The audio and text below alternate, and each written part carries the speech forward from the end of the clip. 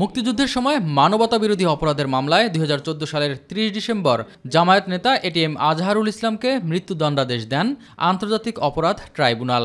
রায়ের বিরুদ্ধে আপিলে মৃত্যুদণ্ডাদেশ বহাল রেখে পূর্ণাঙ্গ রায় প্রকাশ করেন আপিল বিভাগ। এরপর রিভিউ চেয়ে আপিল করলে ৫ আগস্ট সরকার পতনের পর আবেদন মঞ্জুর করেন আদালত। গত ৬ ও ৮ মে শুনানি শেষে মঙ্গলবার এটিএম আজহারুলকে মৃত্যুদণ্ড থেকে খালাস দিয়ে রায় দেন প্রধান বিচারপতি সৈয়দ রেফাত আহমেদের নেতৃত্বাধীন ৭ সদস্যের পূর্ণাঙ্গ আপিল বেঞ্চ। যে সমস্ত তথ্য প্রমাণ আদালতে হাজির করা হয়েছিল, অতীতের আপিল বিভাগ তা সঠিকভাবে বিবেচনা করতে ব্যর্থ হয়েছে। ফলশ্রুতিতে আজকে জনাব এটিএম আজহারুল ইসলাম সাহেব কে বেকসুর খালাস প্রদান করেছেন। জনাব এটিএম আজহারুল ইসলাম সাহেব সৌভাগ্যবান, তিনি ন্যায় বিচার পেয়েছেন, আল্লাহ তাআলা তাকে বাঁচিয়ে রেখেছিলেন। তাই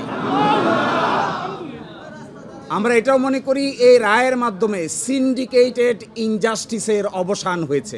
বাকি মামলাগুলোকেও আমলে নিয়ে রিভিউ বোর্ড গঠনের মাধ্যমে সাজা কার্যকর হওয়া ব্যক্তিদের ন্যায় বিচার প্রতিষ্ঠার দাবি জানান এই আইনজীবী।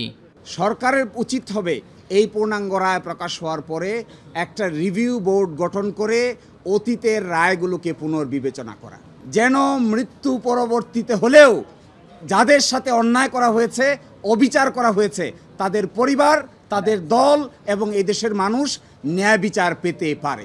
রায়ে বর্তমান বিচার ব্যবস্থায় কোনো প্রভাব পড়বে না উল্লেখ করে প্রসিকিউশন জানায় এটি আন্তর্জাতিক মানসম্মত করতে সহায়তা করবে।